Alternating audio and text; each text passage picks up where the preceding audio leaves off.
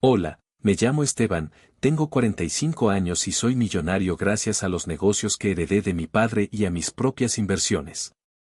Siempre me he considerado un hombre duro, alguien que aprendió desde pequeño que la disciplina y el esfuerzo son la base de todo, aunque también debo admitir que muchas veces esa rigidez me llevó a tratar a las personas como simples piezas reemplazables en una maquinaria.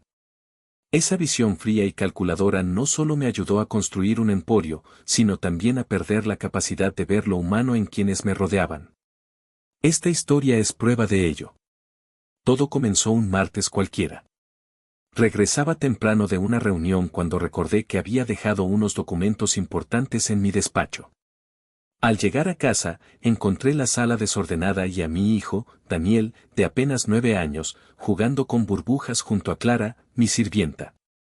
Me molestó.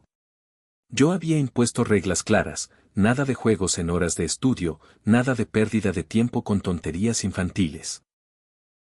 Siempre había pensado que los niños debían aprender disciplina desde pequeños, tal como lo hizo mi padre conmigo.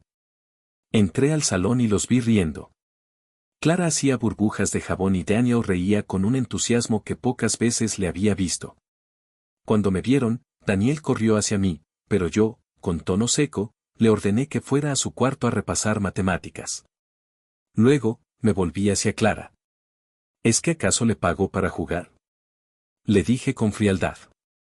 Ella intentó explicarse, balbuceando que Daniel necesitaba relajarse porque se veía ansioso con los exámenes, que el juego también era importante para los niños. Pero yo no quise escuchar. La interrumpí con un gesto y le advertí que si volvía a distraerlo de sus responsabilidades, estaría despedida.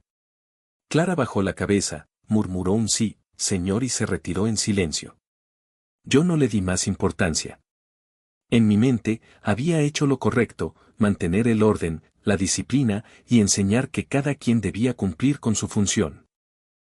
Pasaron unos días, pero en mi interior había algo extraño, una incomodidad difícil de explicar. Esa mirada de Clara, esa mezcla de tristeza y dignidad contenida, se me quedó grabada. Y lo más inquietante era que mi hijo, desde aquel día, parecía más callado, más apagado. Ya no sonreía con la misma facilidad. Un sábado, impulsado por una extraña curiosidad que no era común en mí, decidí hacer algo fuera de lo habitual, ir a casa de Clara sin avisar. Tenía la excusa perfecta, decirle que revisara unos papeles de su contrato, pero en el fondo ni yo mismo sabía por qué lo hacía. Algo en mi interior me empujaba, como si necesitara ver quién era ella realmente fuera de los muros de mi mansión. Recuerdo perfectamente el camino. Clara vivía en un barrio humilde, de calles estrechas y casas pintadas con colores desgastados. Al estacionar mi coche de lujo frente a su vivienda, varias personas se quedaron mirándome con sorpresa. Me sentí fuera de lugar, como un intruso en un mundo que jamás había querido conocer. Toqué la puerta y nadie respondió. Pero por la ventana entreabierta escuché voces, una canción suave y risas infantiles. Movido por una mezcla de curiosidad y arrogancia, empujé la puerta y entré. Lo que vi me dejó paralizado. Clara estaba en el suelo, sobre una alfombra vieja, rodeada de 3 niños pequeños. Uno de ellos tenía una pierna enyesada, el otro sostenía una guitarra rota intentando sacarle notas, y el más pequeño se abrazaba a ella mientras reía con una inocencia pura. Clara, con un vestido sencillo y el cabello recogido, parecía otra persona, radiante, cálida, llena de una ternura que nunca había mostrado en mi casa. La escena me golpeó. Yo había imaginado a Clara como alguien sumisa, sin vida propia, alguien que existía únicamente para servir en mi mansión. Pero allí estaba, como una madre entregada, luchando por dar amor y alegría a sus hijos a pesar de la pobreza evidente. La casa estaba en malas condiciones, paredes descascaradas, muebles viejos, un refrigerador pequeño que apenas funcionaba. Y aún así, el ambiente estaba lleno de vida, de risas, de unión. De pronto, el niño de la pierna enyesada me vio y se quedó callado. Clara giró la cabeza y, al verme, se levantó de golpe. «Señor Esteban», exclamó, sorprendida y nerviosa. «¿Qué hace aquí?» Yo no supe qué decir. Me sentía como un intruso, como alguien que había abierto una puerta prohibida. Murmuré una excusa torpe, algo sobre unos documentos. Ella me pidió que pasara, aunque claramente estaba avergonzada de que yo viera su realidad. Me senté en una silla desvencijada y observé el lugar. Mis ojos no podían dejar de posarse en los niños. El pequeño de la pierna rota me miraba con desconfianza. Clara, al notar mi interés, explicó con voz baja. Él es Mateo. Se cayó jugando fútbol y no tuve dinero para una clínica privada. Lo atendieron en el hospital público. Sentí un nudo en la garganta. Nunca había pensado en lo difícil que debía ser para ella, criando sola a 3 hijos con el poco dinero que yo le pagaba. Dinero que, para mí, era casi insignificante, pero para ella representaba la supervivencia de toda una familia.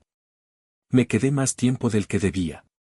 Vi cómo Clara preparaba una sopa sencilla y repartía el pan en partes iguales para sus hijos. Vi cómo les ayudaba con la tarea, cómo los abrazaba y les daba fuerza. Y vi también, con un dolor punzante, que Daniel, mi hijo, nunca recibía de mí ni una décima parte de esa calidez. Cuando salí de su casa esa tarde, algo en mí se había quebrado. Me senté en el coche y, por primera vez en mucho tiempo, lloré en silencio. Me di cuenta de lo ciego que había estado, de lo arrogante que era mi manera de ver a las personas. Clara no era la sirvienta. Era una madre, una luchadora, un ser humano que merecía respeto y admiración. Al día siguiente, busqué a Daniel. Lo encontré jugando solo en su cuarto, con la mirada perdida. Me senté a su lado y, con voz temblorosa, le pregunté si extrañaba jugar con Clara. Él me miró y asintió. Papá, ella me entiende, me dijo con un hilo de voz. Contigo siempre tengo miedo de hacer algo mal. Esas palabras me destrozaron. No supe qué decir. Abracé a mi hijo con torpeza, consciente de que llevaba años sin hacerlo, y lloré frente a él. A partir de ese día, decidí cambiar. Empecé por pedirle disculpas a Clara, no solo por mi dureza, sino por mi ceguera. Aumenté su sueldo, pero más allá del dinero, me interesé en ella, en sus hijos, en sus necesidades. Me ofrecía cubrir los estudios de Mateo y de sus hermanos. Y, poco a poco, Clara dejó de verme como el patrón distante y empezó a confiar en mí. Pero lo más importante fue lo que pasó con Daniel. Inspirado por lo que vi en la casa de Clara, comencé a ser un padre presente. Aprendí a jugar, a reír, a valorar lo simple. Descubrí que el tiempo compartido vale más que cualquier inversión o empresa. Hoy, mirando atrás, sé que aquel día en que llegué a la casa de Clara sin previo aviso cambió mi vida. Me mostró que la verdadera riqueza no está en el dinero ni en los lujos, sino en las personas, en el amor, en la capacidad de dar y recibir. Y aunque todavía cargo con la culpa de los años que perdí siendo un hombre frío, sé que nunca es tarde para aprender a ser humano. Porque al final, Clara no solo cambió mi manera de ver la vida, también me enseñó a ser el padre que mi hijo siempre necesitó.